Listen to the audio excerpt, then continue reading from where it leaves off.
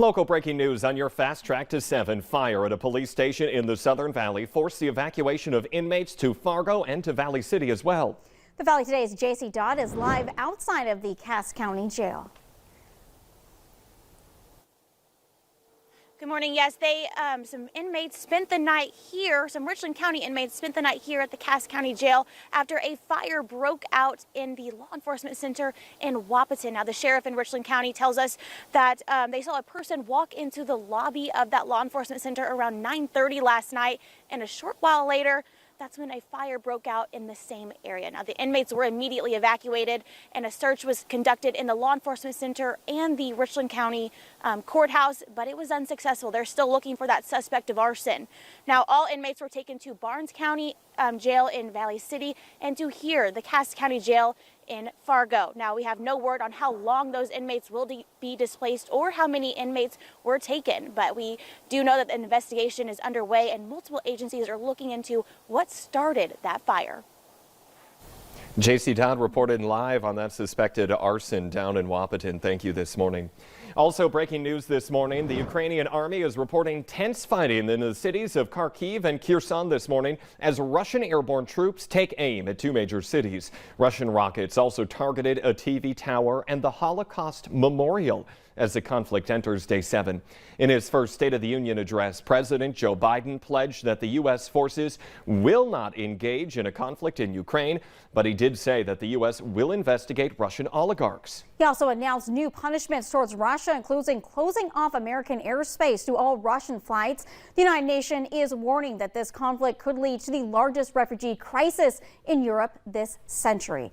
And the U.S. and its allies have agreed to release 60 million barrels of oil from reserve as leaders seek to protect against soaring fuel prices aimed at the Russian invasion of Ukraine. Half of that will come from the U.S. Strategic Petroleum Reserve, and the other half will come from allies in Europe and Asia. Those other allies include Germany, the United Kingdom, Italy, the Netherlands, and other major European countries, along with Japan and South Korea. You could call this one Power to the People. Duluth's famous aerial lift bridge is finally lit up in the colors of Ukraine after the mayor was bombarded with complaints about it over the weekend. The city has a policy of not taking requests to light the bridge, but Mayor Emily Larson reversed course yesterday after thousands of people called or posted online insisting the city stand in support of Ukraine. The mayor says a general policy was based on variables like fairness, but that the community was right on this one.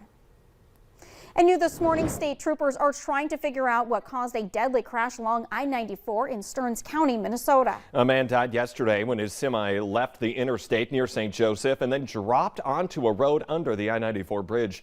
The victim was a 60-year-old man from Rush Lake. 6:53 now. Let's get a check of that fast track forecast. You might have a dusting of snow you need to worry about this morning, Summer. Yeah, we had a clipper bring some light snow across areas of the valley. In fact, looking live at our Luther Family Ford South Fargo sky cam, those roads are looking a little bit wet. So it's good to see the traffic coming onto this off ramp is going a little bit more slowly as we have that fresh coating of snow on the ground. Right now in Fargo, we're 20 degrees, 19 in Devil's Lake, 16 in Grand Forks, 22 in Jamestown at this hour, overcast skies, 25 in Fergus Falls, and the Bemidji area noting some light snow, 16 degrees. So your headlines for this Wednesday morning. Some flurries are still lingering this morning, and possible areas of freezing drizzle continue primarily south and west of the valley. But we do have a winter weather advisory for that chance of some freezing rain or freezing drizzle. Over the last few hours, the snow was a little bit more pronounced, but it's really diminishing as it continues its exit down to the south and east. But right along this area here is where we could see additional flurries or that freezing drizzle develop. So we do have the winter weather advisory remaining in effect until 9 o'clock this morning. Your planner today in Fargo, we're going to see our high temperature by late morning, early afternoon, right around 20 degrees. And then from there, temperatures start to fall. And we'll see a breeze today as well out of the north, a little bit breezier than we've been the last few days. We could see gusts between 20 and 30 miles per hour across the region. So for today, still dealing with a few lingering flurries and spotty freezing rain. And temperatures will be chilly across the north, falling into the single digits by this afternoon. Tomorrow, much colder. Nearly all of us will be starting out our day below zero, warming up into the single digits and teens. We're still watching our first alert weather days for both Saturday and Sunday with the potential for snow, mix, wind, and potentially some heavy snow in some areas. There's still some discrepancy between models, our longer range models that we use.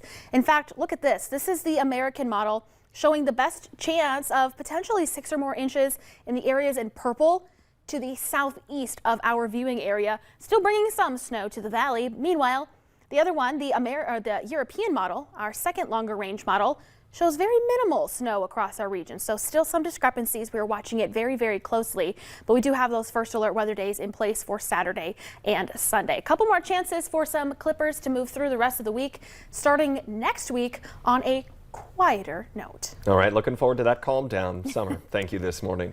A former North Dakota State Penitentiary guard has pleaded guilty to delivering contraband to an inmate.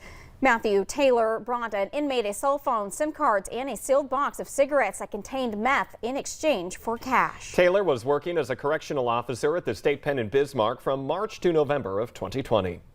More than $2 million worth of counterfeit entertainment systems heading to North Dakota were confiscated at the U.S.-Canadian border.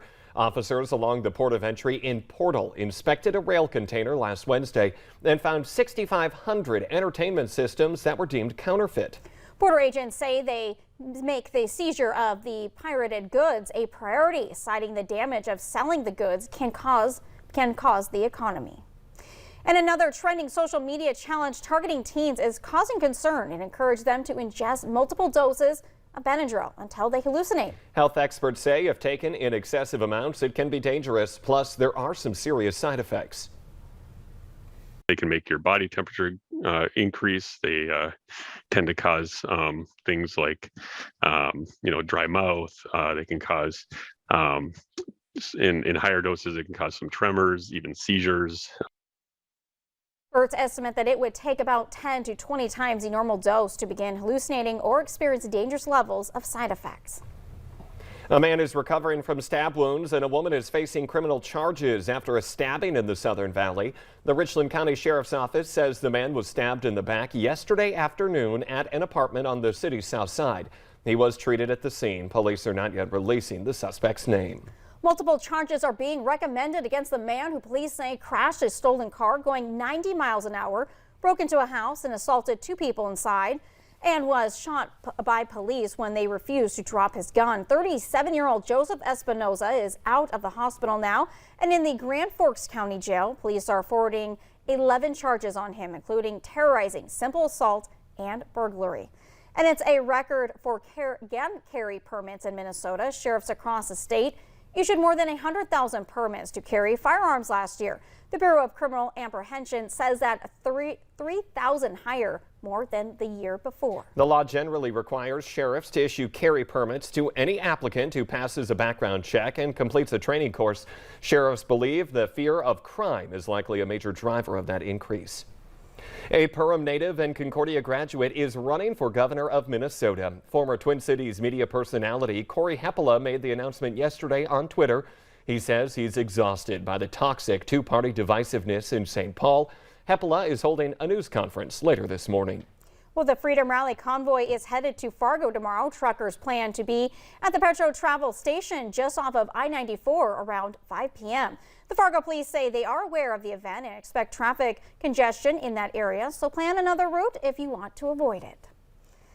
And the 2022 dates are set for horse racing in North Dakota. The State Racing Commission has approved 6 race dates for the North Dakota Horse Park in Fargo. You'll be able to place bets July 15th, 23rd, 24th, 29th, 30th, and 31st. The Horse Park is west of I-29 on 19th Avenue North. And remember, the Today Show and CBS Mornings are just about to start, but the Valley Today rolls on. More live up-to-the-minute news and weather coming up on the Fargo CW.